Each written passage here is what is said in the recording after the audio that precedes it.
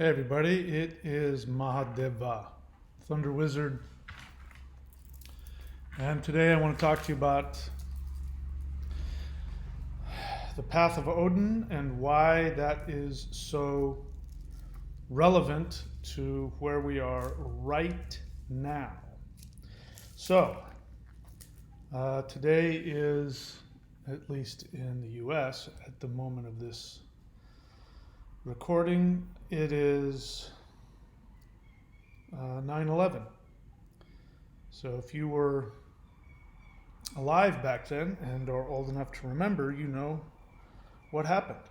Completely changed the world in all kinds of ways. And every time that this happens, it happens every 18 years. Every 18 years, the stars align in such a way where the karmic node of enlightenment, transcendence, aligns with the center of the galaxy. And the center of the galaxy is a humongous black hole. And so whenever that happens, every 18 years, if you go back, you will see there has been massive worldwide transformation every 18 years. This year it is COVID. 18 years ago it was 9/11. 18 years before that it was the AIDS crisis. 18 years before that it was the assassination of John F. Kennedy. 18 years before that it was nuclear bombs being dropped on Japan. Changes the psyche of the world from then on. And each time this happens, we individually and as a planet, we have the opportunity to shift. And depending on the choice that we make, because we're always given an opportunity when this happens to operate from fear or to operate from self-evolution, dying to our old self. And so right now we are coming out of that phase because Rahu and Ketu, the nodes of the moon that represent karmic shift and destiny, they're going to be moving into different signs. So, you know, how we reacted to 9/11 could have changed everything. Now, I'm telling you this, a lot of people who don't think things through and who are able to be manipulated and who are very easily able to be stimulated by any opinions are not going to like what I'm about to say. But I was there. Obviously, I was, you know, in my 30s when it happened, and so I had been on the planet for a while. And those of you, maybe if you're not as old as I am, you may not know all the things that led up to 9/11. But we had an opportunity as a country, the United States especially, but we had an opportunity as the world to shift. And had we chosen to respond to that out of a desire to become more aware, the world would be a different place. The world, there would be more peace in the world, there would be more prosperity in the world, and there would be more cooperation in the world. We reacted the way we chose to react, which was out of fear. And there was a lot of people who didn't understand global politics, they didn't understand history, they didn't understand religion, they didn't understand a lot of things, and they completely responded out of fear. And we ended up in two wars. We ended up in Afghanistan, and we ended up in Iraq for no good reason. And I'm here to tell you that Iraq is much worse off now than it was before. Saddam Hussein was a horrible guy, but we had him pinned down. We had him completely boxed in. But what he did have control over was his own borders. And he fiercely defended Iraq from Muslim extremists. When we went in there and destroyed him and destroyed his, what was left of his ability to control the environment of Iraq, that's what started opening up Iraq to become a hotbed for Islamic extremism. And we didn't achieve our objective, which was to get a hold of all of the oil fields. I don't care what anybody tells you, but that's why we went in there. We went into Iraq to get the oil, and we didn't get that. So all we did is we made the world a much less safe place. And that's because we as a nation, and then the world came along and co-signed it with us, or at least much of the world did, we ended up making the world a much less safe place. And that's why there's a lot of Muslim extremists running around, and we can't contain them. Had we chosen to respond differently, the world would be a different place. Now, you can agree or disagree with me about that, and I really could give a flying fuck. But what I am trying to point out here is that this is an opportunity during this COVID crisis for you to change the way that you view your identity. And the path of Odin is the path of transformation of self. And so we can talk a little bit about that, but the name Odin is the Scandinavian pronunciation of the actual Germanic word Woden. So Odin is unfortunately an incorrect pronunciation. The actual pronunciation of his name is Woden. Wod plus N means, you could say shamanic ecstasy plus master. But the word master really isn't a good translation of that. The word N, or the suffix, it's not a word. The word N means made of. We have the terms wooden in English. It means made of wood, consisting of wood. Golden means consisting of gold. Woden means consisting of wood. And wood is, there's a reason why when you see something amazing, you go, whoa. In India, still to this day, which still speaks an Indo-European language, even though it's completely different, English and Hindi and Sanskrit, same language, different dialects of the same language, so far removed that they're no longer mutually intelligible, but they are the same language. And in that country today, when you want to express express spiritual awe, you say, wow. It's the same, I believe it's the same root. Wod, wo, wa.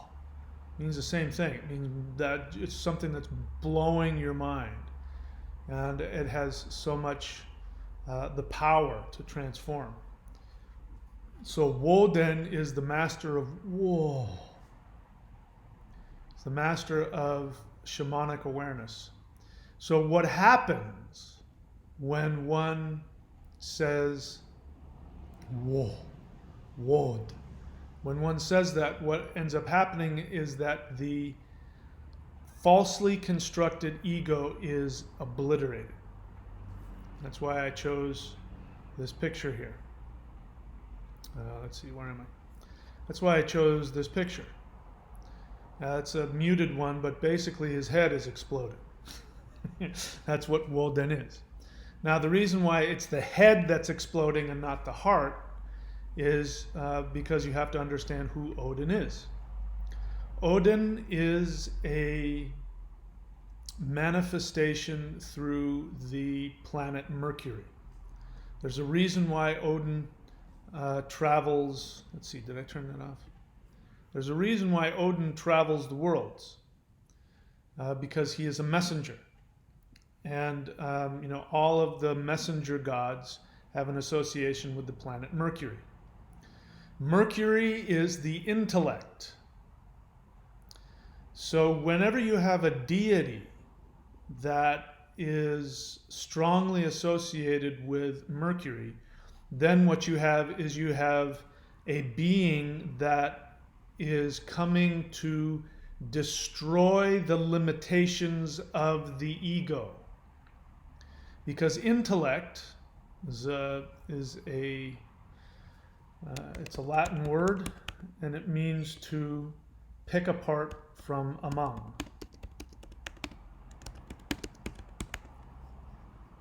Every time you read something, you are using your intellect. Leggere means to pick apart. Leer in Spanish. Leggere, to pick apart. When you look at sentences, you're looking at these symbols that create sounds, and now we separate the words so that you can sound it out and know what the words are. But Latin, was just all one. You didn't know where words ended, so you had to intellegere. You had to pick apart from among to be able to, in your mind, read the specific words. So that's why the word legere means to pick apart. Your intellect picks things apart so that you feel that you understand what's going on. You are able to look at somebody's face and you can go, oh yeah, that's so-and-so from down the street. The corners of his mouth are coming up. He's smiling. He's happy. People who have psychological disorders, lots of times they can't read people's faces. Like people sometimes who have, for instance, narcissistic personality disorder. This is why narcissists spend so much time learning how to pretend to have emotions so they can fit in. They learn to copy emotions because they can't feel them. They don't have the ability to intellegere, to pick apart. Borderline personality disorder, lots of times the same thing. They can't tell what you're thinking. So lots of times if you've ever had interactions with somebody who has borderline personality disorder, they'll say, why are you looking at me like that? And what they really mean is, I don't know what that look on your face means. I'm afraid. So the intellect allows you to know which side of the street to drive on. It allows you to know which is up, which is down, all of these limitations in order to function within three-dimensional existence, because three-dimensional existence is something that is foreign to the soul. The soul is infinite, is timeless and infinite. It incarnates into a finite body, and it has this computer called the brain, and then there's this software within the brain which is called the intellect. Your mind, by the way, is not your intellect. Your mind is something else. In the Western world, when people say the word mind, brain, intellect, they mean the same thing. That's because the Western world is stuck in the intellect. It's stuck in the ego. There's nothing wrong with the ego as long as it knows its place. You have to have an ego, you have to have an intellect, or you can't interact with three-dimensional reality, and your soul won't be able to interact with the world.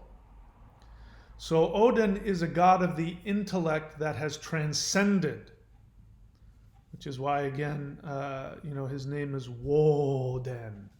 He who is made of Wo. He who consists of shamanic, ecstatic awareness. And Odin is a frightening being.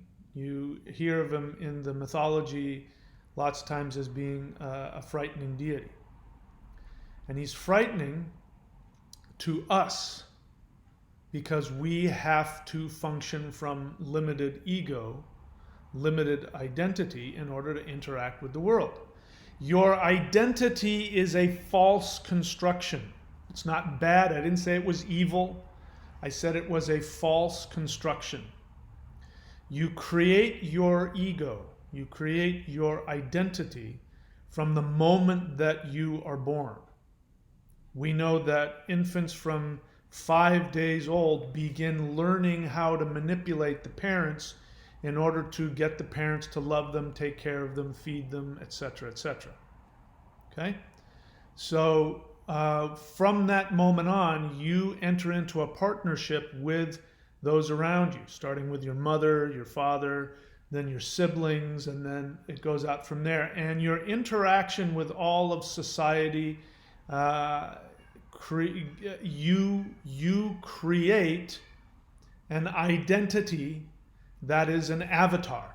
So from the moment that you're born, your soul is working in cooperation with your intellect, as tiny as it is, to create an avatar so that you can interact in this three-dimensional world. Woden is a god of the intellect because he surpassed it. So the runes, as you know, Odin is known for dying. This is, of course, what he's dying to. He dies, as it says, he sacrificed, he didn't die, he sacrificed himself to himself. Sacrificed his little self to his big self. He sacrificed his constructed avatar to his authentic soul essence.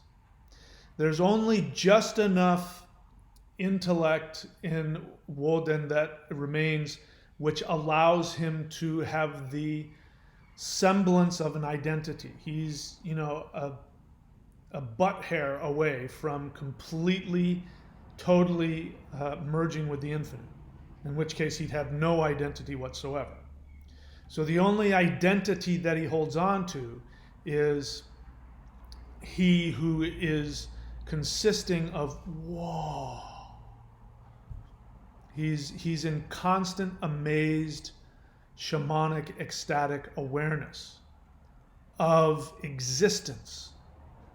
So he's the closest that you can get to being pure soul without completely, totally being absorbed into the black hole of whatever is beyond, this 5% reality. By the way, we live in a universe where only 5% of reality is the universe. And I'm talking about everything, even things like black holes and gravity and time, space, electromagnetic fields, things that we can't quantify, but we, with our physical, bodies, but they're there. We know they're there from science. Things that interact with time, space, gravity, matter. Anything that is part of the known universe is only 5%. The other 95% of the universe is made up of dark matter and dark energy. Dark is not a color. Don't get wrapped up in it being the shadow side. That's not what it means. It just means that we can't detect it, other than we can see the effects of it. Because it doesn't interact with light. That's one of the reasons they call it dark. It doesn't interact with matter. It doesn't interact with gravity or space or time. It doesn't follow any rules, but we know from observing and doing calculations that it has to exist. So Woden is just barely hanging on to that 5%. He's this far away from completely being absorbed into the rest of the other 95% of existence. And for him, that is a mind-blowing experience. And so what gave him that ability was when he sacrificed his falsely constructed ego to his eternal self, which we would call the soul. He sacrificed his limited ego to his infinite, authentic self, and that created within him this state of whoa.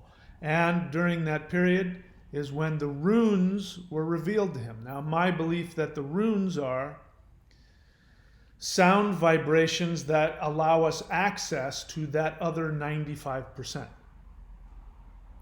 That's why you can't quantify runes. I mean, I've been practicing and teaching runes for a long time. and I still can't put them in a box. People ask, is it okay for me to chant the runes like this or chant the runes like that? I'm like, chant them however the hell you want. You know, you can't limit them. I can tell you things about them that they're not, you know, but in terms of the totality of what the runes are, I can't explain that to you. So when Odin sacrificed his manufactured ego to the infinite essence of his soul, then the runes were revealed to him, and the runes are the gateways, or one of the many types of gateways to that 95% of we don't know what the hell is out there. And so that's why the runes have the ability to transform reality. Because reality, that 5%, we don't know how that dark matter and dark energy governs the 5% that we can interact with. So we are in a crossroads. We're coming out of it. My prediction is that even if COVID doesn't go away, which it doesn't look like it's going to anytime in the immediate future, we will come to some kind of working relationship with it. You know, whether that's, we learn how to function, or we learn how to, just get herd immunity, or whether we come up with a vaccine. Please don't, I'm not interested in getting into the vaccine controversy. I could care less. Whether that is real or not is immaterial to my point, which is we will find a way to feel comfortable interacting with it. And it will completely change the way the whole world is. It's already changed it. And again, that happens every 18 years. And so you have an opportunity right now to change the way you interact with yourself. And let us talk again about this falsely constructed ego. Falsely isn't the right word, because it's not false. It exists. Once you've created it, it exists. It is artificially constructed. And to the extent that you identify with your artificially constructed ego, you will run into misery. I get questions all the time. I just lost my train of thought here. Anyway, so you have your soul essence. So your soul essence, in my belief, the reason why we can't touch, feel, or interact or quantify the soul is because I believe that the soul is coming from that other 95% of existence, which we know that, dark energy and dark matter does not interact with matter or light. Your physical body is made of matter, and we interact with light and matter. So that's why, do you understand the avatar thing? Let me be clear about what ghosts are, because ghosts are part of the 5%.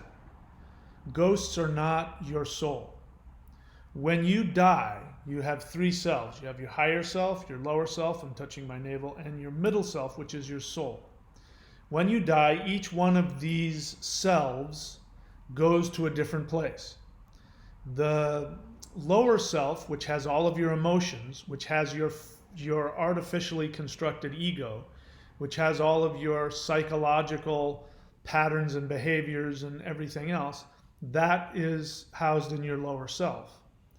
And when you die, that lower self, if you die in a state of harmony, then your lower self lets go of its attachment to its identity, and it becomes a nature spirit, and it goes and it gets absorbed into the earth, where it has an opportunity to become another lower self to another human, or roam around and live in the trees and the woods and whatever.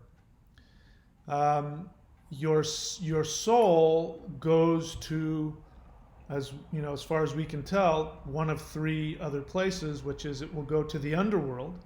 If you haven't, which most of us don't, if you haven't achieved all of your desires, your soul desires in this life, then your soul will go to the underworld, where it will first, if it's got, like, if you die with a bunch of guilt, then you'll punish yourself for who knows how long until you're ready to stop, indulging in your narcissism, and then you'll wake up and then you'll go, okay, let's take a look at what we want to accomplish next time, and then you'll talk with your guides and you'll work out what your next life is going to be. You'll either go there. If you die having achieved all of your desires, which is, my ancestors called dying in battle, which means dying fearlessly after having fearlessly gone after all of your desires, regardless of what the world wants from you, then you'll either go to Valhalla, which is where you get to be interacting with Odin himself, and you get to be like an avenging angel who goes out and fights negative energies and helps the world evolve. Or you get to go to Folkvang with Freya, where you get to be more of a nurturing, healing type of guardian angel. And then once you get past that, then you get to go be with the elves, the ascended masters, who stand at the gateway to infinity. And they look back and they guide us when we want their help. So your soul is going to be part of that 95% that doesn't interact with matter. And so it has to incarnate, and I don't know what the mechanism is, but you take this part of, dark matter or dark energy or something, and you put it inside something that is encased in matter and interacts with time and space. Now that essence has to have some kind of hardware and software in order to stay contained within three-dimensional reality. Your physical body, your nervous system, and your brain are the hardware. The software is the intellect, where your ego resides. This is where you create your artificially created identity.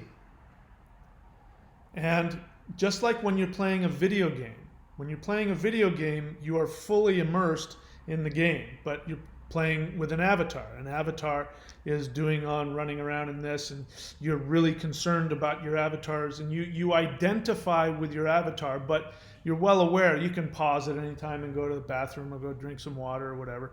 You're still you, but you are identifying with your avatar on a limited basis. And living in this world, you can function very well if you have a similar understanding and identification with your avatar and your software, your ego. Remember, you create this software as you, from the moment you're born, all the way through your life. You're constantly evolving that ego avatar. And when you become aware that, oh, I am not my avatar, I am something else. When you come to that awareness, then you've achieved spiritual awareness. And then you have a whole other journey, which is how to interact with all of the thoughts and feelings and impulses. And then you learn how to take constructive action. This is why love is a spiritual thing, because love is an action. Love is not really love when you do something because it feels good. As long as it feels good, you're operating from yourself. Nothing wrong with that. When you take action towards somebody or something's best interest, when it's completely diametrically opposed to what your instincts and impulses and desires are, and you do it for something beyond yourself, like I have a friend who says, if you really want to do good deeds, you have to go do something good for somebody every day and not let them know it. The moment that you let somebody know you did it, it doesn't count. That's love, where you do something and you don't want any credit for it. You just do it for the sake of helping others. That is something that comes from the soul. And that's when you're operating from that's one of the ways in which you operate from your authentic identity. People ask me about the Aruta Lagna, which is a Vedic astrological concept, which means that when you're born, from your past life, you've brought with you a special gift that ends up being channeled out, projected from you. So everywhere you go, everybody sees that and they think that's who you are. And so the whole point of the Aruta is to know what yours is. Mine is the spiritual protector, the spiritual warrior. So I dress like it, and as you know, I'm very outspoken, and whenever I go after something or go after somebody, it's to liberate them. Even though you think I'm attacking you and giving you a hard time, it's to liberate you from your nonsense. That's my role as the spiritual warrior. You have your own. Now, the challenging part of that is that we have this desire to be known for who we are. The problem with that is that most of us don't know who we really are. So when you're running around trying to get people to love you for who you are, you may not even know who you are.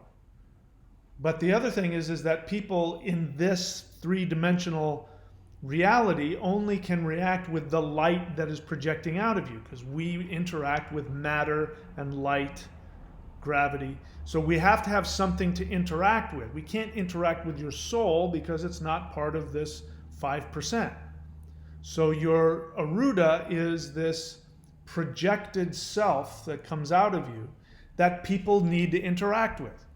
When I do my work and I'm operating from my Aruda, people want to give me money. That's the universe's way of saying, good, you're following your Dharma, your Orlog, your true path. Here's some money to help you keep doing that, to help everybody evolve. But I'm not, my essence is not the spiritual warrior. It's something else. And when I try to force the world to try and see me for who I think I am, people don't like it. They actually get frightened. It's uncomfortable. So people ask me, how can I, like one person asked me recently, is everybody only going to just see my Aruda, or will they see my true self? And I can tell from that question that person feels alone and unloved. And he thinks if he can get people to see him for who he thinks he is, that then he'll feel loved, which is not accurate. People don't love you for your essence. Let's just get over that. People do not love you for your essence. You must love yourself for your essence. And you're the only one who can truly love yourself. And you are the one who is required to know who you truly are. The rest of the world is only required to know what your projection is. Because your projection, which is a completely different identity that's projected onto the world, is what is necessary for the world to function and evolve. And so they will love you for that, because they will love you for what you do for them. Sorry, but that's just the way it is. There's no such thing as unconditional love, even in marriages and relationships. The closest we get to unconditional love is a mother who is not selfish, a mother whose desire is to only see the true essence of the child she has given birth to, in which case she tries to reflect back to the child who they really are. When that almost never happens, so what they do is they project their unresolved issues onto the child, and the child then creates an ego in order to fulfill mommy's fantasies, and that's where you have all kinds of psychological disorders and issues, and whatever problems you have as an individual are going to be as a result of you creating a false identity in order to interact with the people around you.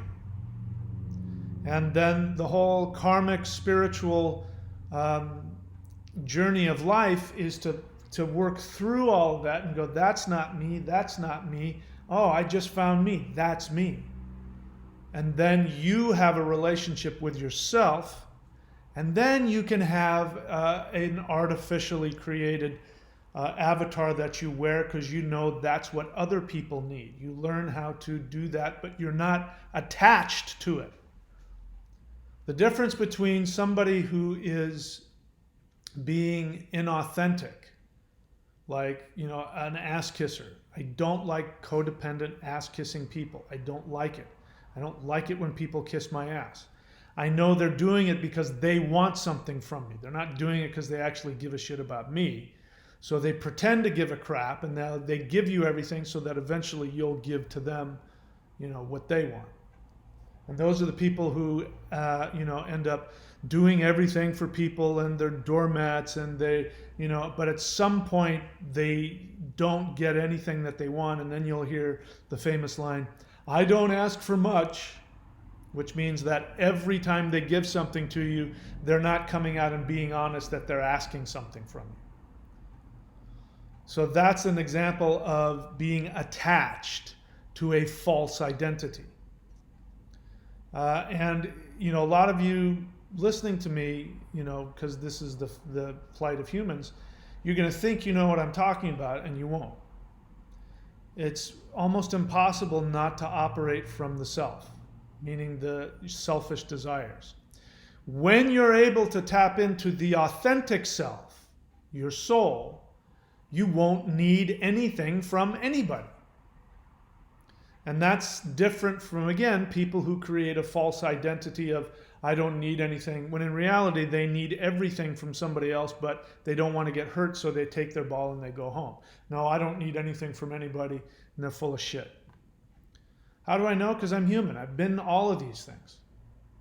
I still am. Obviously, I'm still human, because if I weren't, I wouldn't be encased in this meat bag. All right, so this is something that I'm really focused on now, and part of what has been driving me in this is I have been really working at trying to narrow down how I can help my students and my apprentices and my viewers, how I can help them evolve as quickly as possible. Because my experience is, I'm going to be 57 in 6 days. Happy birthday to me. I'm going to be 57. And in my 57 years, it has taken me a really, really long time and a lot of really, really hard work to get where I'm at now. I'm obviously not there yet because I'm still here in a physical form. But, we tend to trivialize these things. We tend to trivialize these things, and we tend to trivialize self-awareness. Now the big thing is to say that you're woke. And just about every single person that says, I'm woke, or every person that says, I had an awakening, a year ago, and they're 20 years old, I don't buy it. I believe that they had some experience that maybe helped them, but in my experience, a lot of that is, they've come into a place of denial, and they're denying their thoughts, their feelings, their impulses, and they think that's spirituality, and it's not. In fact, what I've seen end up happening with a lot of people I've grown up with is even those, in their teenage years and early adult years, like my sister was like this, a hippie, really into alternative this and alternative that and breaking taboos, and, but once she turned 30 something or other, she turned around and became a born again Christian. And went to start going to church. I've seen that with friends I went to school with. They're now these hardcore right-wing fundamentalist born-again Christians. And that's what happens when you think you've achieved some knowledge of yourself, but in reality you hit that desire to be loved and accepted by your parents psychologically and society, and so you backtrack and you go 180 degrees in the other direction. And so the journey to find your authentic self takes discipline and takes time. And so we have these powerful tools. I'm trying to find how I can help do things, teach things that will get people to become aware to their true essence.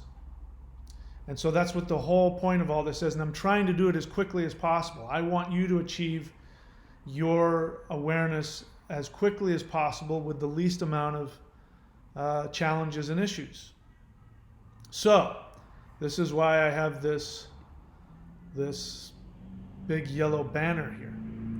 This is something I've started now, and I'm going to start moving in another direction where instead of doing all this talking, and just throwing out, here's, you can try this, do the Qigong, here, do that, here, do this. I'm going to now take you through the whole entire process where we combine all of it together, and you get to do the exercises with me. And so to do that, starting off with the 90-day challenge, I've got the morning practice up and running now. So the truth is that the stuff I'm going to be teaching is going to be pretty powerful stuff. Even when I do the morning practice, I have to go and at some point in the day take a nap because the energy is intense and I have to integrate it. So I don't want you to feel like you have to overdo it, but eventually we're going to have a morning practice, an afternoon, and an evening practice, which will combine the stuff we're talking about. It will combine the energy work, and it will combine some physical exercises, because we have to integrate into our physical body these spiritual principles. And when you do that and you work directly with energy, because the universe and our universe is an energetic universe. It's not an intellectual universe. This is why religion doesn't work, because religion is just all intellectualizations. You have to believe in Jesus. You have to have faith in this. That's an intellectual exercise. It means nothing. You have to be able to tap into the energy and use the energy to intend with your mind your reality. That's what we're here to do. We're not here to sit around thinking about things all day. So go check that out, the 90-day challenge. You have to go to thunderwizard.com and subscribe at the Warrior 90-day challenge part to get a hold of that. I'm going to start making a shift where all of my paid services, I have to be clear about that. I'm still going to have this free YouTube channel forever. But in terms of my paid, not my paid services, my paid teachings, like the paid teachings that you buy at the lockdown package, which is going to go away pretty much immediately, that is going to be transferred over to Patreon, so that you can, instead of having to pay hundreds and hundreds of dollars to get all this stuff, you can just pay a subscription fee for as long as you want, and then as long as you're subscribed, you'll have access to all of the, and I'll just keep creating a library of these video courses and teachings and things like that. So that's going to be happening over time. So if you have something that you want to learn that you think I can teach you, put it in the comment sections, etc., and I'll get to them. All right, so bottom line is this. In order for us to live the path of Odin, Woden, he who consists of awe, we have to die to our constructed artificial identities. That is going to take a lot of discipline, and that's what spiritual discipline is. That's what meditation, yoga, tai chi, rune chanting,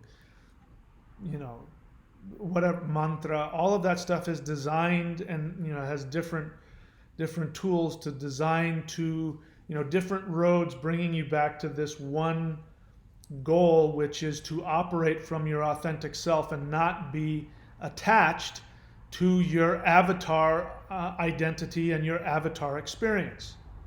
I didn't say be disconnected, I said not being attached. You still have to be fully integrated.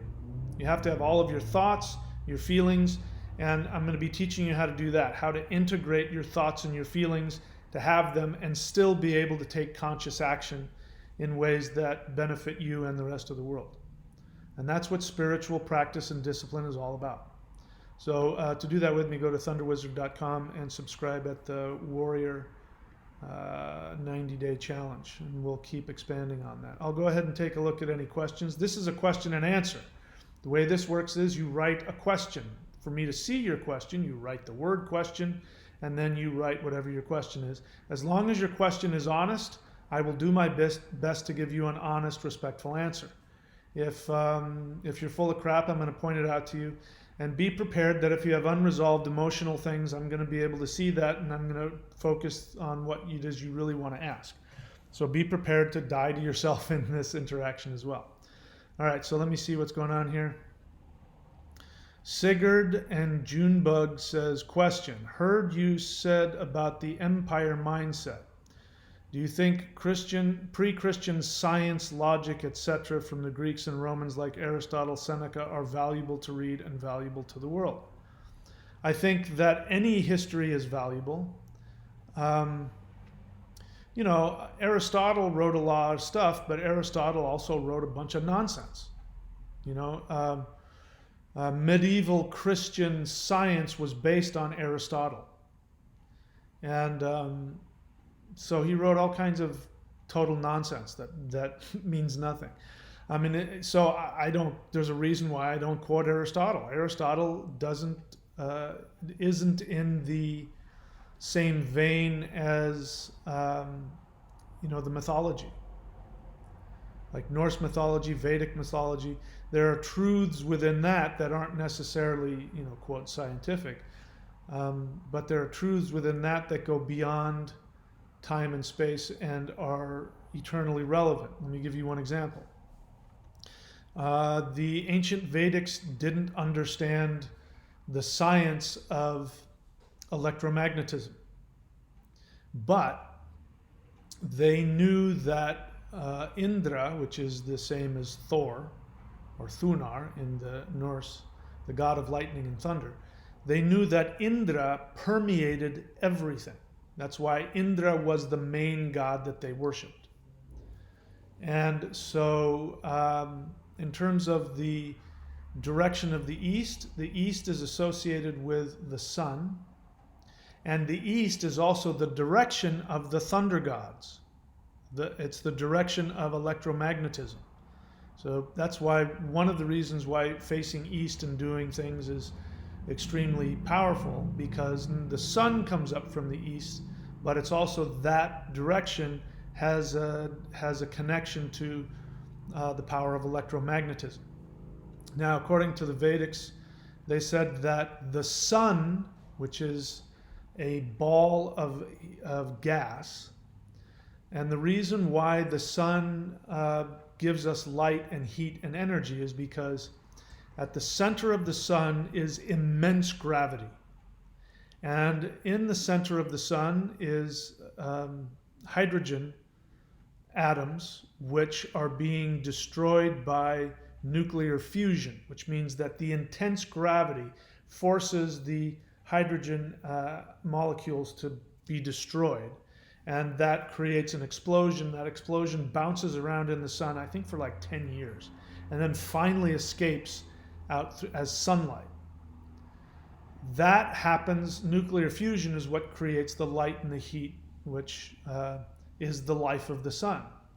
Now, if it weren't for the force of electromagnetism, which prevents, which is much stronger than gravity, if it weren't for that, the sun would burn itself out much more quickly. Now, with that understanding, the Vedics, who knew nothing about science, says that the sun sits in the east and worships Indra for long life and the power to rule. How could they possibly have known that? Because they're basically saying in a different way that if it weren't for the electromagnetic force, the sun wouldn't exist as long. So the sun worships Indra in the east for long life and the power to rule.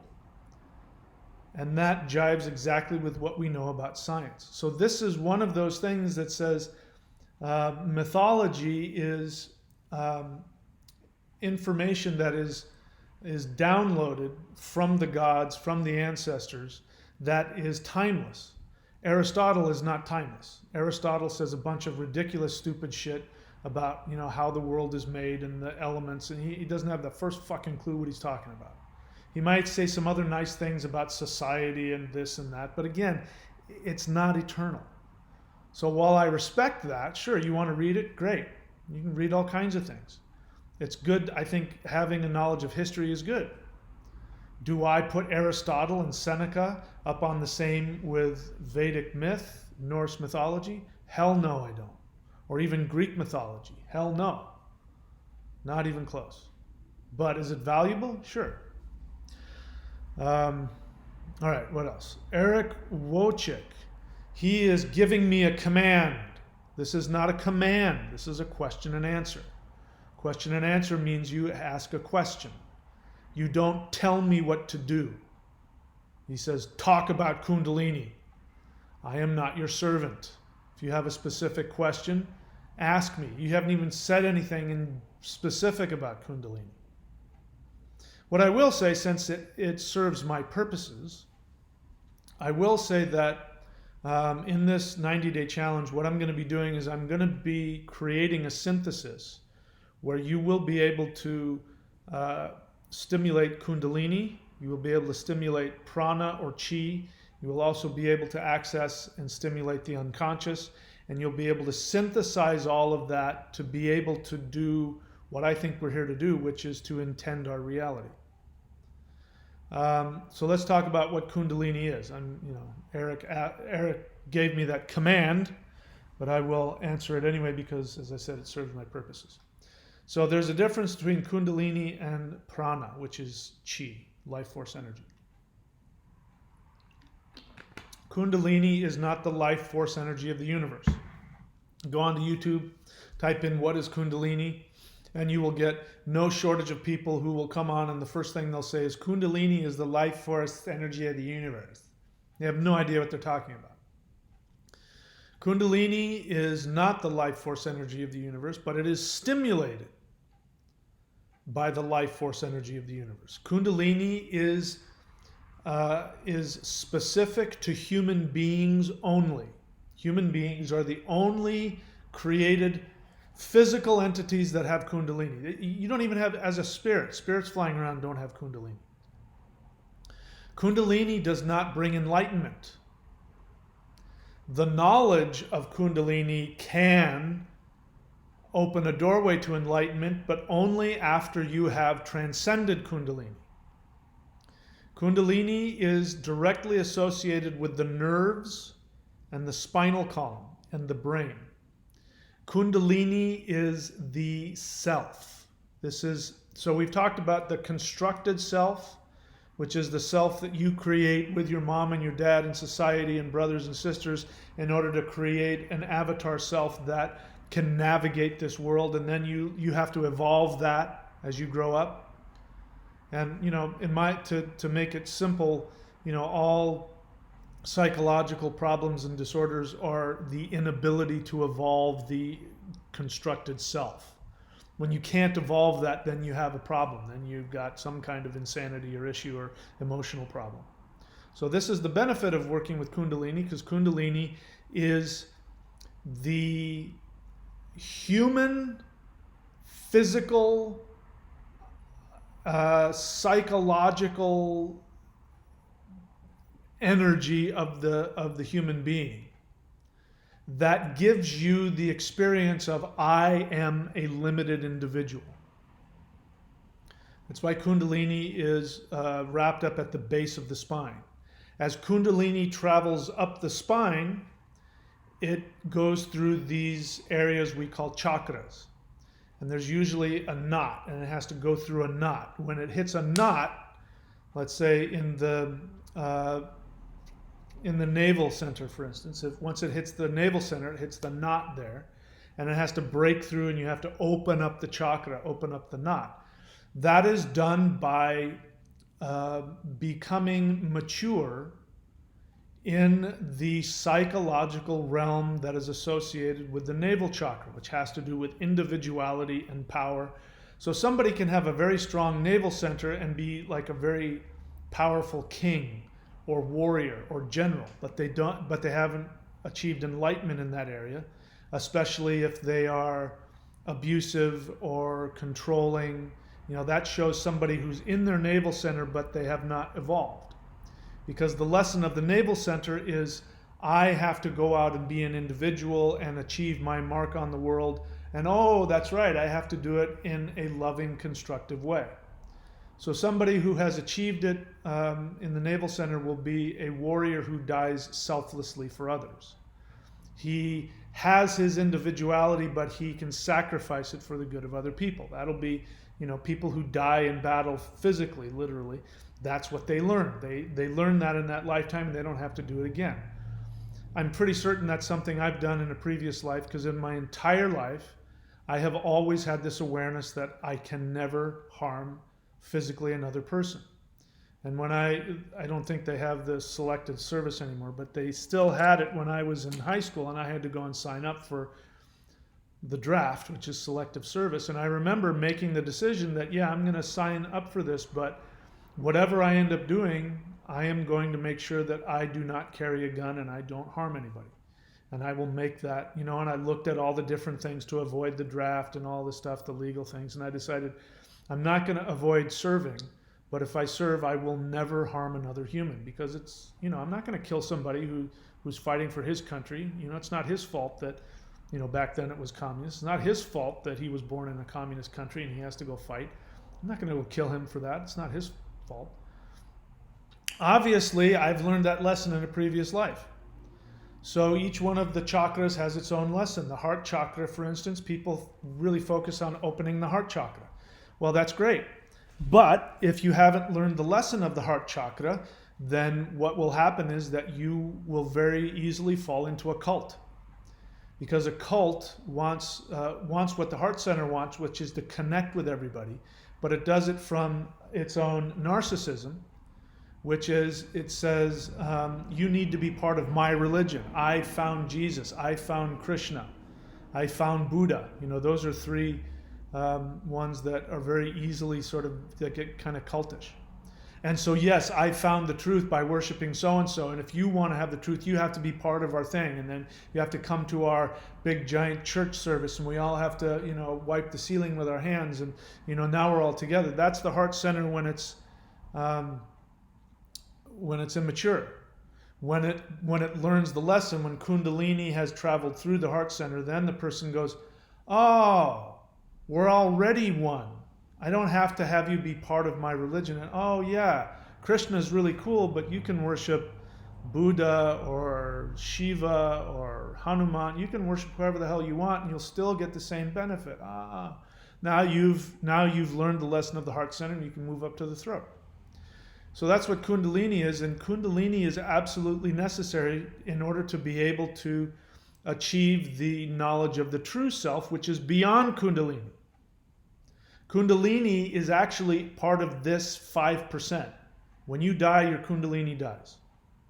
So this idea that Kundalini will bring you enlightenment is only true to the extent that you transcend beyond it and find your true soul.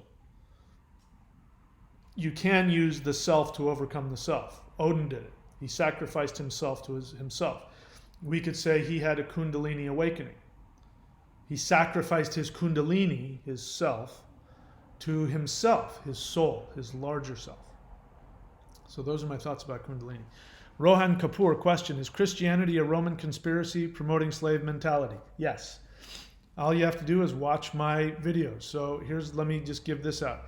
If you really want to benefit from my channel, coming on and asking questions is great. You will get a lot further with me if you've actually spent the time watching my videos and or reading my books. There's no shortage of videos on my channel about what Christianity is, how it started, and yes, it was a Roman conspiracy. It first started as a Roman conspiracy to get rid of the rebellious Jews, and then it turned into a really good tool for world domination. If you don't know how to do it, let me tell you how to do it, which is find my videos. People say, make a video about this. You're asking me questions I've already talked about.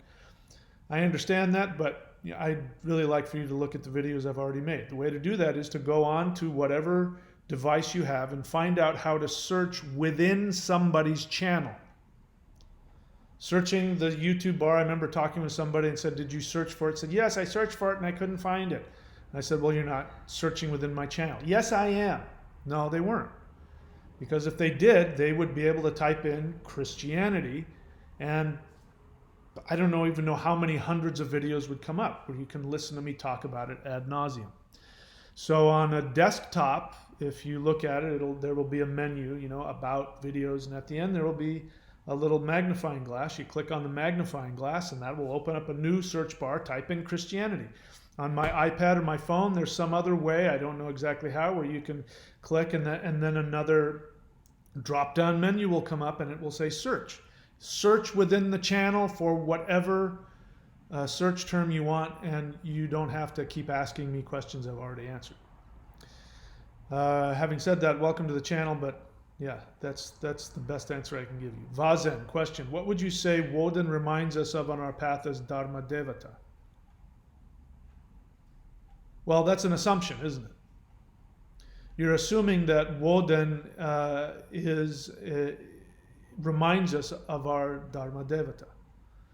What would you say Woden reminds us of on our path as Dharma Devata? So, if Woden, meaning if Mercury is your Dharma Devata, that's what you're saying. So you're saying that Mercury is your Dharma Devata, and so you want to know, how does Woden remind you of that? Well, assuming based on your Vedic astrology that Woden is the best Mercury deity for you to work with. For me, Odin, I have to work with Odin, even though it's the same god. Now we're getting really specific. So for those of you who don't know, again, you can go to astrology.thunderwizard.com if you want to know what your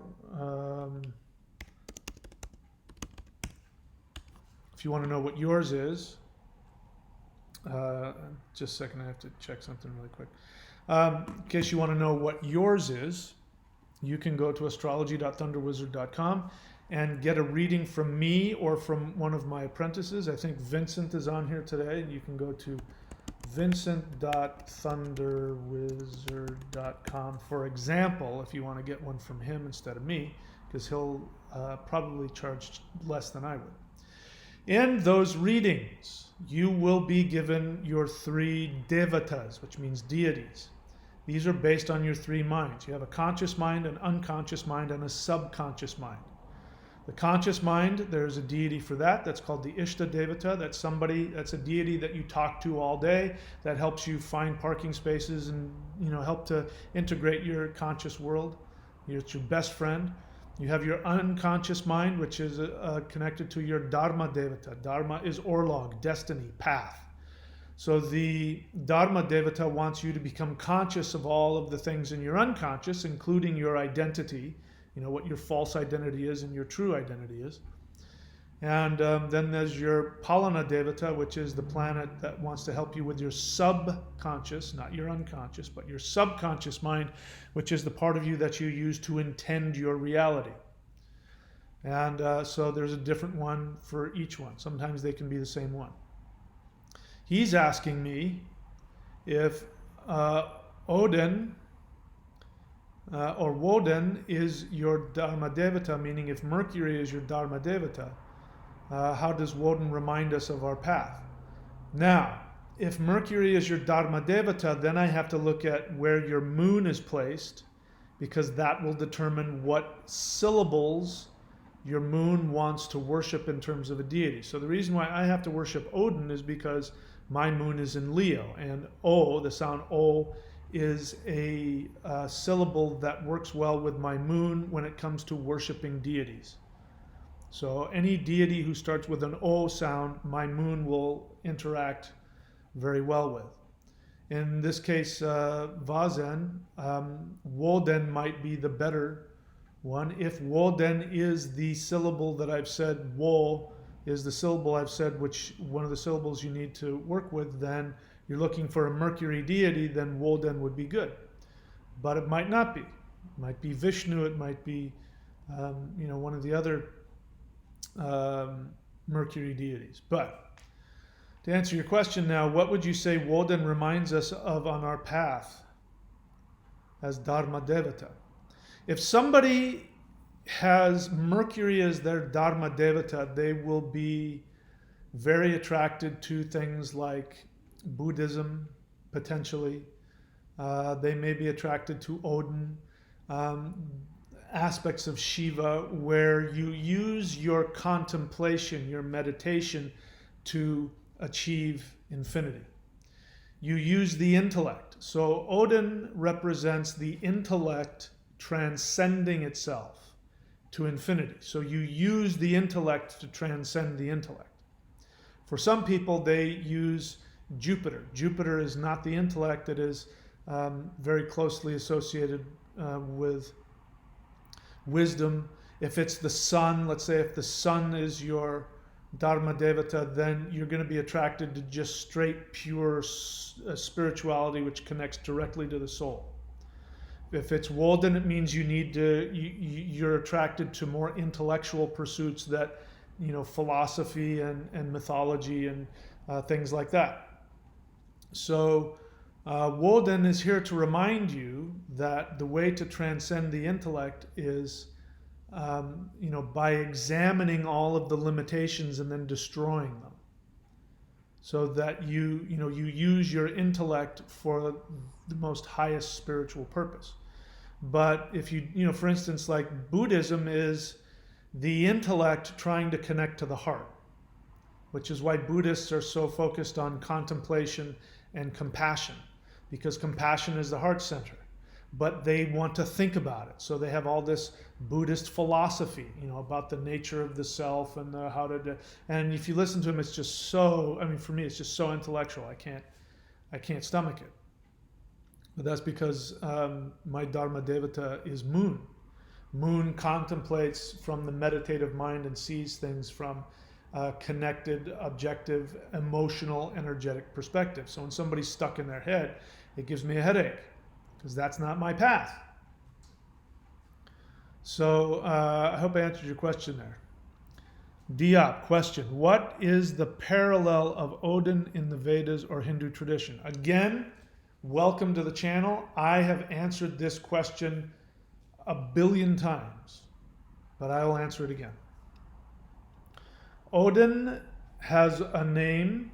He has many names, but one of his names is Ug, which means terrifying. Odin rides Yggdrasil, which means terrifying horse.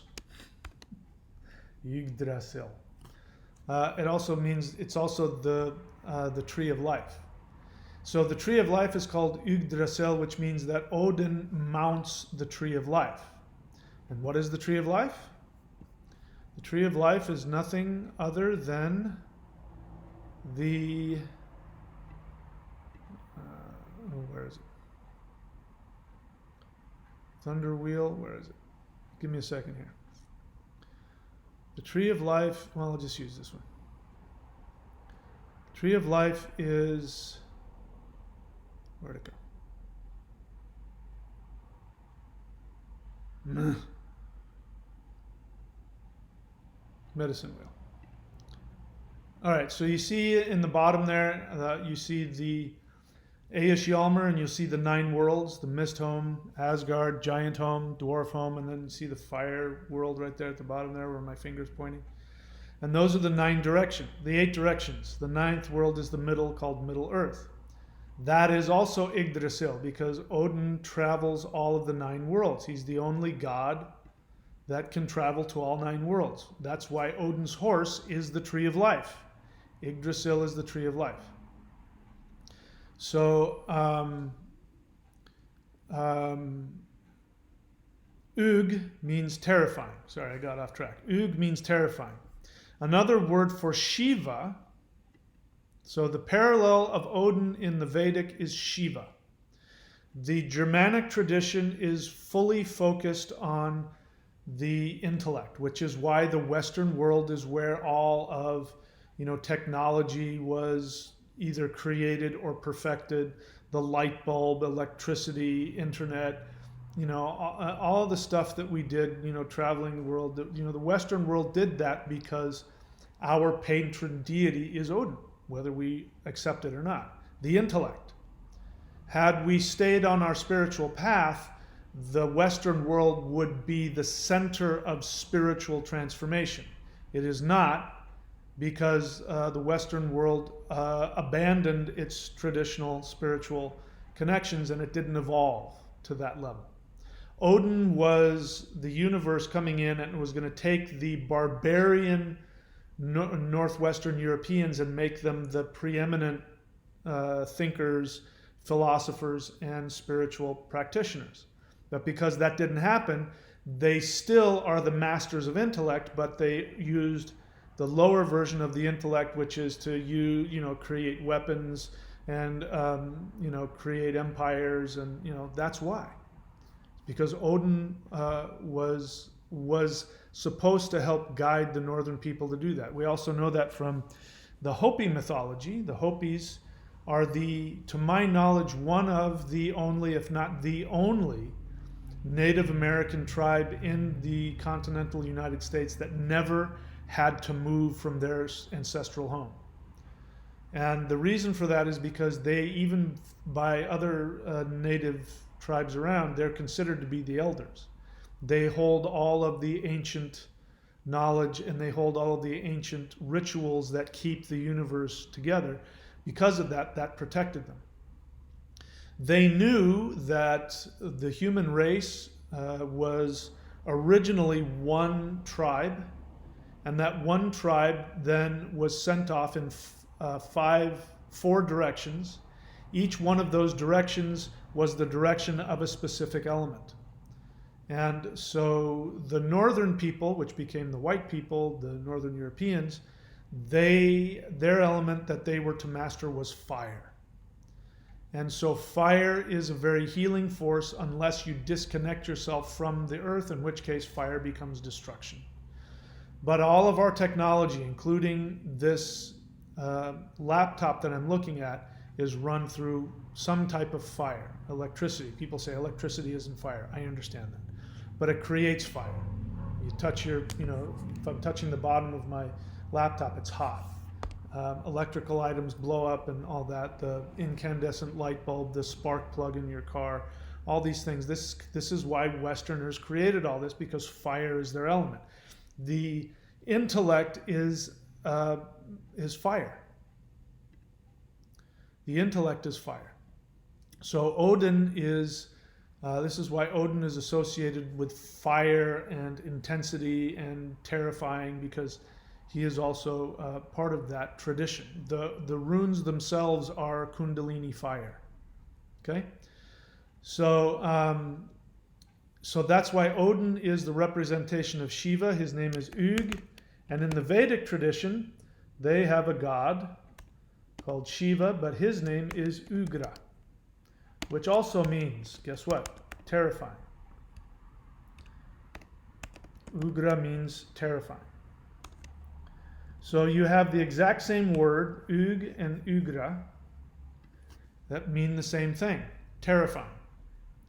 So Odin and Shiva are not, like, we know for a fact that Odin is a relatively new god, even though he's at least 2,000 years old, if not older.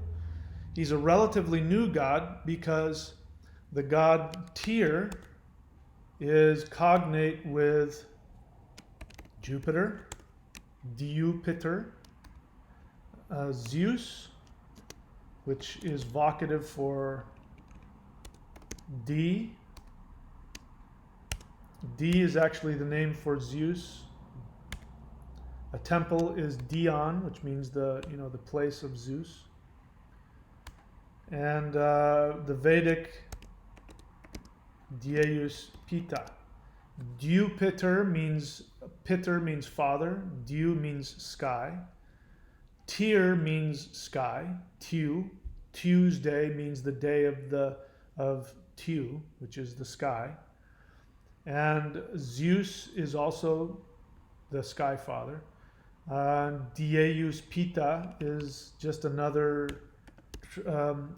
pronunciation of Jupiter. Jupiter, Deus Pita, same word. And so this was originally the sky father.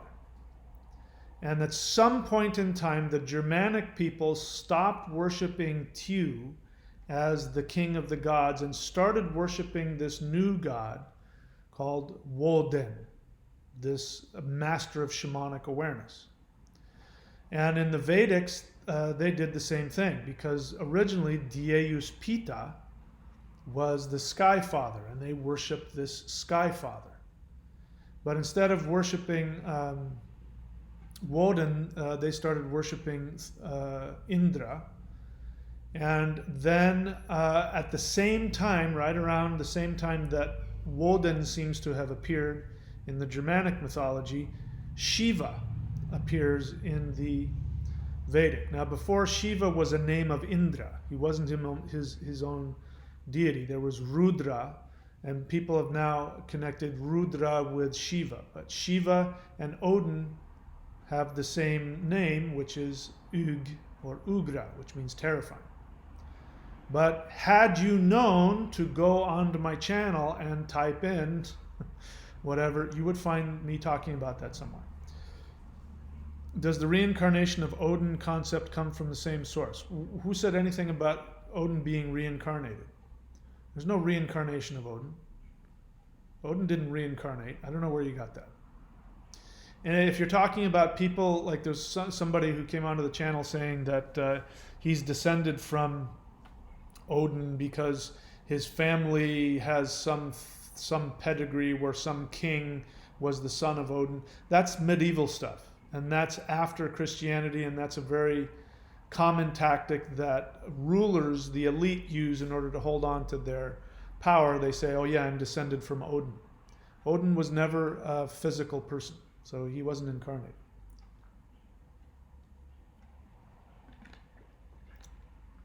Kim Minslov, question. My Aruda Lagna is in Taurus, 7th house. I have terms written down that relate to that placement, but I haven't yet created a phrase like you describe yourself, a spiritual warrior. Can you help me? I don't know. Do you have any planets there? I make things up to fit, but, it's kind of hard to do that. Taurus in the 7th house. So, what planets are in there? What planets are aspecting it? The 7th house relates to people, relates to friends, relationships. So if you don't have a planet in there, it just means that your, Taurus is earthy, so you could be the earth. If you're a woman, Kim, you could be the earth mother entertainer. Something like that, and I'm just making stuff up. But, the thing to do is you say you have terms written down that relate to that placement.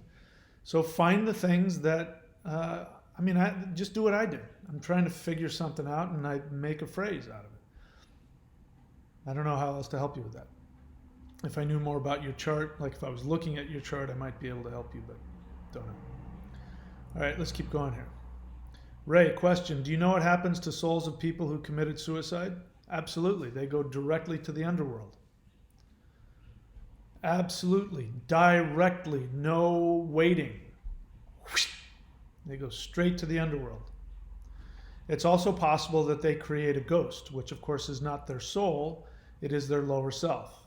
Because nobody commits suicide unless they have major unresolved emotional issues.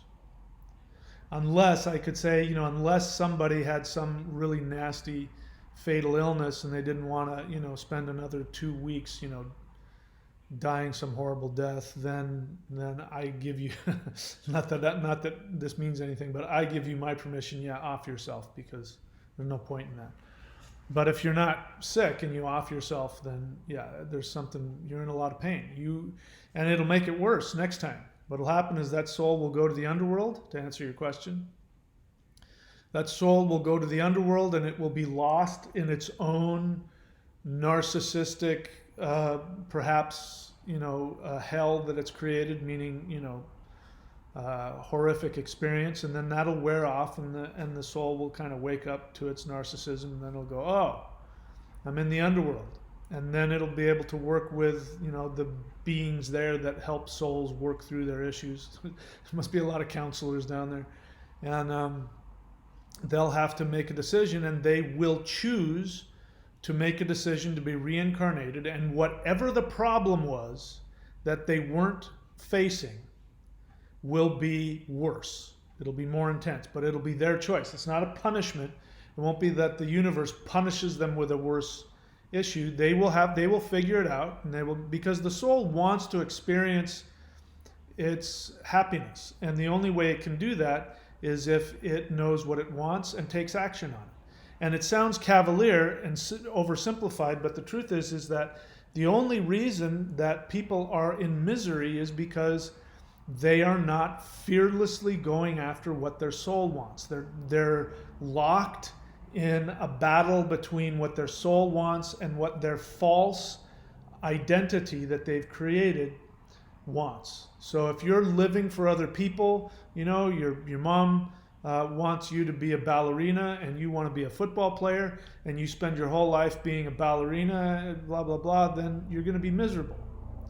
But if you don't do what mom wants, even after mom is long dead, you're going to feel like a screw up and nobody loves you, and you're going to have all this. So this is the battle. You got to fight between what you want versus what you think you're supposed to be, or what other people want, what God wants you to be. I mean, this is why people kill themselves. And they can kill themselves physically or through disease. It's self-directed negativity.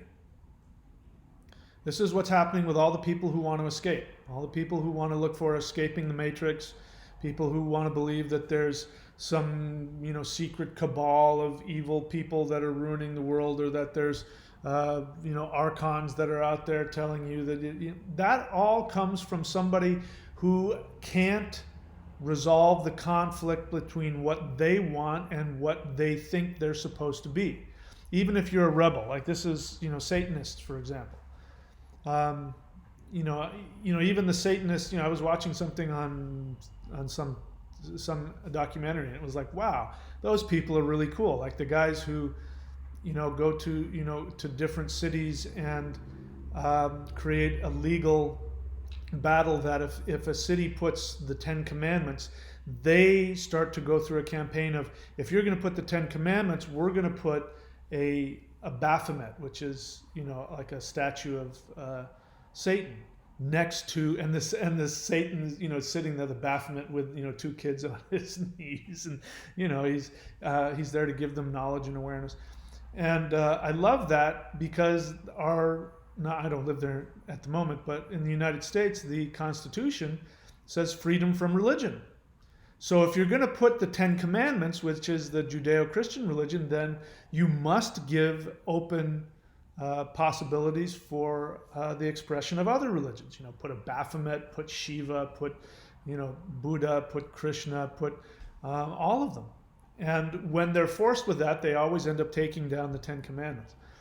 But even that when you listen to them, I respect what those people are doing and what their religion is about. I think Satanism is silly, because you can't have a Satan without a Jesus. So even people who are Satanists, their whole religion is about rebelling against the monotheist God.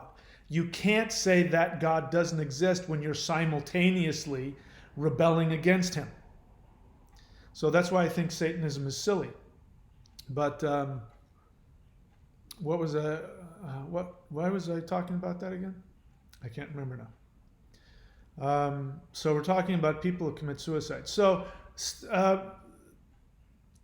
the whole idea is that, what I like about those Satanists is that they're saying, hey, don't do what these guys are saying, express yourself, do what you want.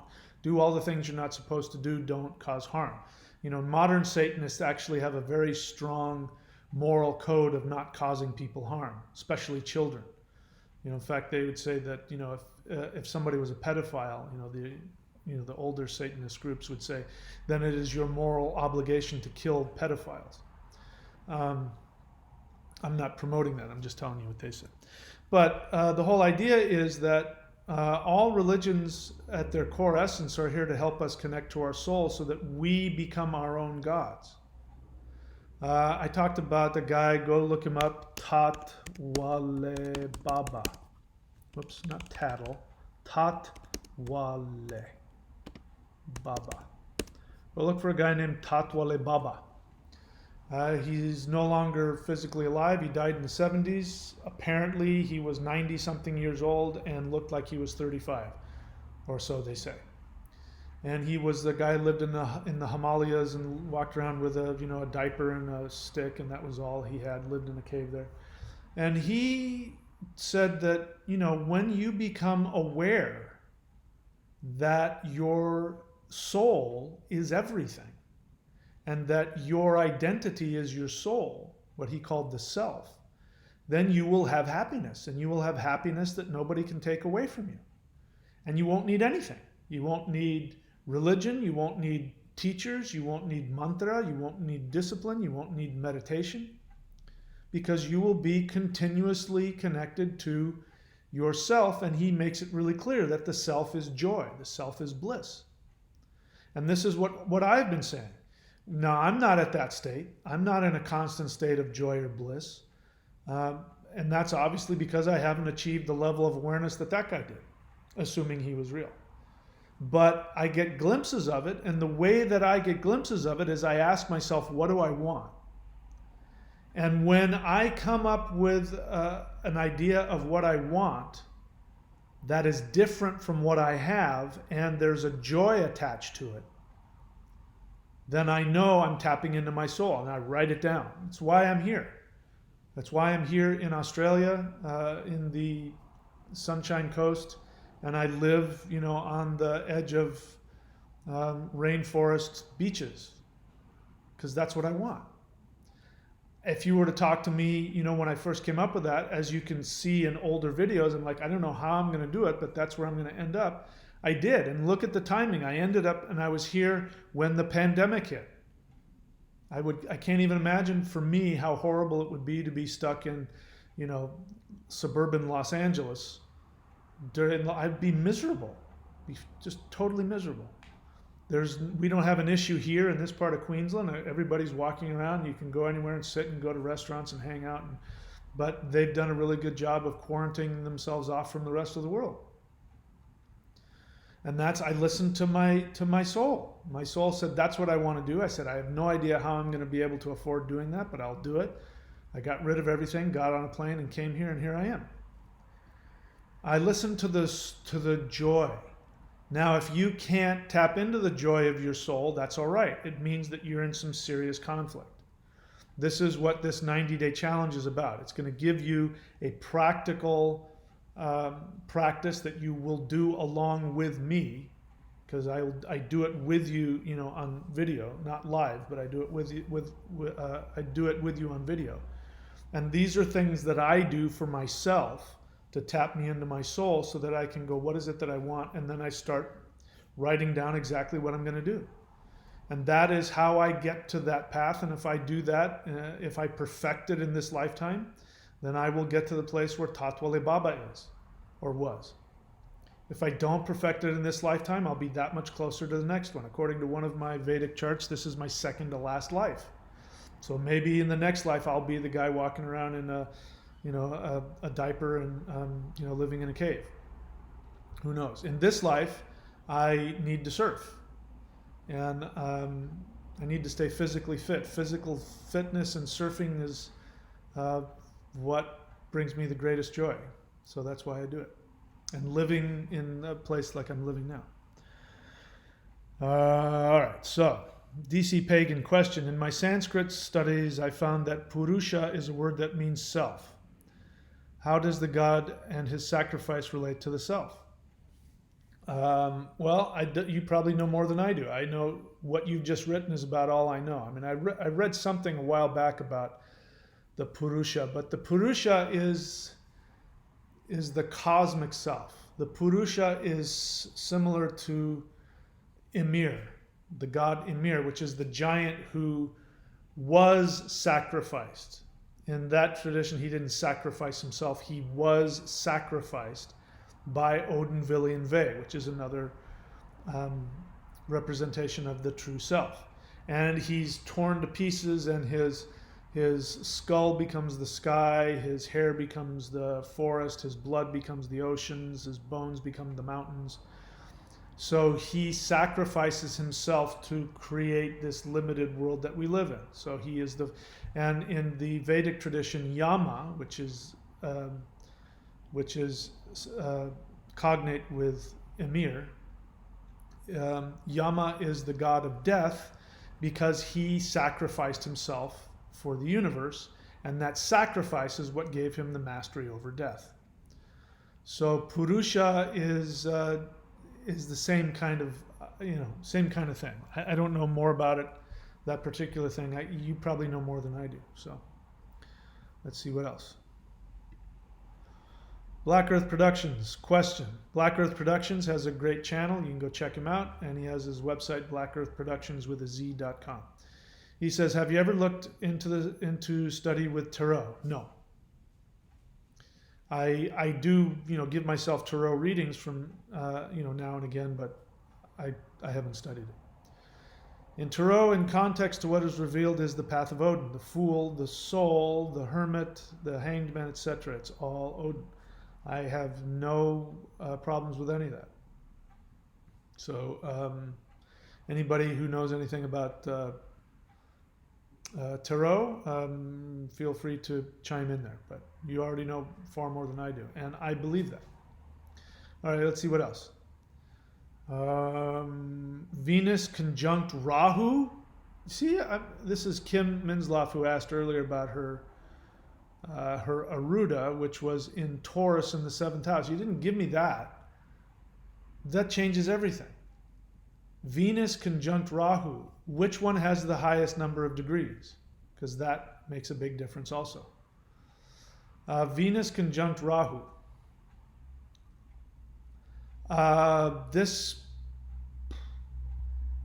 Without looking at all the specifics, I'm only generalizing, so I could be wrong, but you can correct me. Venus conjunct Rahu in the 7th house means that you are all about relationships and love relationships. And it's very possible, depending on what the nakshatras are that it's sitting on, you can't be with one person.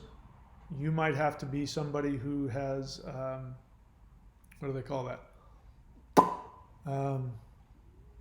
What is it? Polyamory. You may have to have a polyamorous marriage because you can't. Rahu won't allow you to just be okay with one person because Rahu has the higher degrees. So Venus is sitting in Rahu's throne. So that's good because if Rahu had the lowest number of degrees, that would mean Rahu was in control of this, which means Rahu, the philanderer, is now sitting in the throne of the goddess of love. So that, whether that's good or bad, it would mean basically impossible that you could be married to one person. It's just no way. The 7th house is marriage. 5th house is love and sex and romance. So if it was in the 5th house, then it would mean that you were out boning everything in sight. You wouldn't be able to there would be no way for you to avoid that. In the 7th house is about marriage and people and relationships. So you have to be aware that you are obsessed with meeting new people. You're somebody, the phrase of you is, I love meeting and getting to know new people. The problem with that is that, you'll be with somebody, wow, and I'm so into you right now, and then somebody will walk in the room and you'll be like, hang on, I gotta go talk to that guy. And you'll push the other person out of the way because that's what Rahu does. Rahu is never satisfied. So with Venus at the lowest amount of degrees, Venus is taking Rahu and saying, yeah, we'll indulge that, but we have to love people. People are important. We have to make friends with them. We have to love them. And so you have to accept that within yourself. You say, I feel that deeply. So if I take that to mean that I'm accurate here, it means you have to accept that about yourself. And if you haven't already done so, whenever you meet somebody and you want to have a relationship with them, you have to tell them right off the bat. Say, listen, I love relationships and I love the idea of being married and now, but you have to know I can't just be with one person. I have to have multiple relationships. I have to be, whatever that word is again. And if you can handle that, I'm okay with that. I don't want to hurt you. Because otherwise, Rahu and Ketu bring misery. Rahu brings misery because Rahu's never satisfied. Rahu wants to eat everything, but it always falls out his neck because he's a severed head. So nobody's ever going to be enough for you. And you have to understand that, and you have to be aware that, that could cause you and a lot of other people a lot of harm. So if you accept that about yourself and you give yourself that permission to live that lifestyle and to do that, in a moral way, then you'll learn whatever lesson is there, because Rahu is what you need to master in this life, and then in the next life, it's going to be opposite. So you got to get that completely out of your system. If that is your desire to have multiple relationships at the same time, and be one of those people, you're married to four, like couples, there's like 3 or 4 couples and they're all married to each other, something like that. If you don't give that to yourself in this lifetime, then it's going to be a problem in the next lifetime. But if you satisfy that 100%, knowing it will not bring you satisfaction, when you're done with it, you'll go, I did that, yep, and I enjoyed it, but it really wasn't what I expected, and so now I'm going to focus inward and focus on my soul. So that when you do that in the next lifetime, then you'll be able to pick one person and completely commit to them. And maybe the next life will be all about, being monogamous and really going deep into the intimacy of just one person, because K2 will then probably be somewhere else doing something else. All right. Next question here. Kim, question, how can a Vedic chart tell you about your lifetime? So that's a bigger question that goes beyond my, there's all kinds of ways to figure that out. I'm not an expert in that, so I can't tell you. What indicates that this is your second to last incarnation? That is a certain type of astrology, which I used to have up on my browser here, but I don't. I can't remember the name of it, but it's a specific type of astrology that uses Jupiter. And so you create a chart from Jupiter. So every house from Jupiter, and if this is from that, so I can't remember. But it doesn't mean anything. Look, I've got that information, but it means nothing. It means nothing. Your job is to completely live this life. And me telling you how many lifetimes you have left is meaningless. It doesn't help you do that. So, if you're meant to know that information, you will find it. See what else. Ray, question. Is the 5D Ascension Plasma Apocalypse and the Battle of Ragnarok the same? Ray, when have you ever heard me talk about the 5D Ascension? Do I ever talk about that? Am I talking about it right now? You're best served by asking me questions that I want to talk about. Since I don't teach that, how can I talk about it intelligently? My feeling about the 5D Ascension is nonsense. The 5D Ascension is escapism. People who talk about the 5D Ascension are the same people who talk about soul, what do they call that? Twin flames. And people who talk about twin flames are people who are running away from themselves. These are people who are deeply codependent, who are attracted to really usually very destructive people. They're they're trapped in chasing after somebody that isn't available because they have their own issues from childhood, and so they've concocted this twin flame nonsense where I can't be with my twin flame in this life because they reflect my negativity, which is another way of saying they're totally, dysfunctional. And so they then get lost in this 5D where I'm going to connect with my twin flame on the 5th dimension and they'll finally come around. I mean, it's just that same nonsense. So is the 5D Ascension Plasma Apocalypse? Where did that come from? I've never even heard that. And the Battle of Ragnarok the same? No. Short answer. Phil Hecht, if you're new to the channel, welcome. If you have a question, please do as you see above you. People write the word question, and then they put a question after that. That way, that if there's a lot of people and a lot of comments, then I can find your question. This is a question and answer. So it says, the matrix self, the false self. So Phil, I'm going to give you the same speech I gave to everybody else. Learn how to search within my channel If you don't know how to do that, figure that out. If you're looking on a desktop, you go to where the menu is, the bottom menu, and you see the little magnifying glass. Click on that. A search engine will come up, and you type in Matrix. I have hundreds and hundreds of hours of Matrix videos. So to answer your question, no, the Matrix is not the false self. And go find out what I say the Matrix is. That's a longer discussion. Odin the Engineer. What is Odin the Engineer? I don't know what that is. All right. All right, that's it. There's no more questions. So I've done all the talking I'm going to do for today. So again, I give you all the invitation to go check out the 90-day challenge, thunderwizard.com. Go there and click or scroll or do whatever you need to do to get to the Warrior 90-day challenge subscription option. And I challenge you to try it. I mean, try it for 30 days.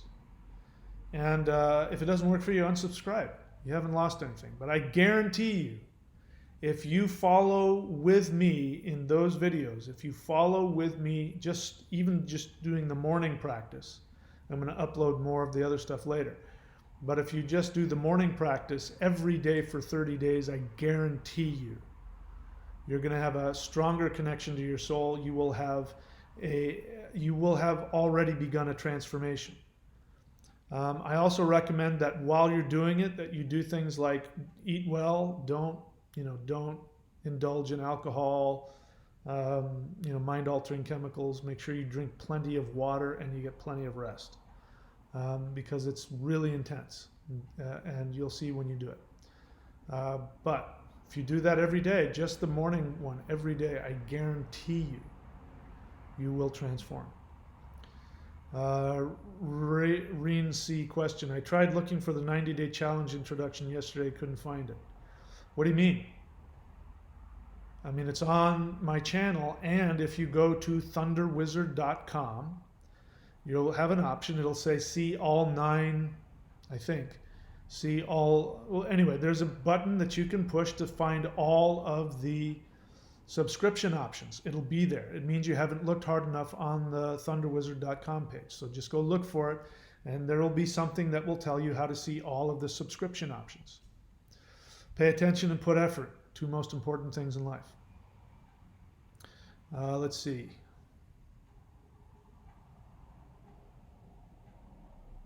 That's it? Nothing else? All right. So that's it for me, guys. Here's what it looks like. This is just to give you a taste. So it starts off with me. I'm doing it with you. I sit and I walk you through all the things that we're going to do. That is actually what you're going to be working with when you do this with me. Literally just hit play and just listen to the narration and just do what I tell you to do, and do it with me every day. Whoops. All right, that's it. Talk to you guys later.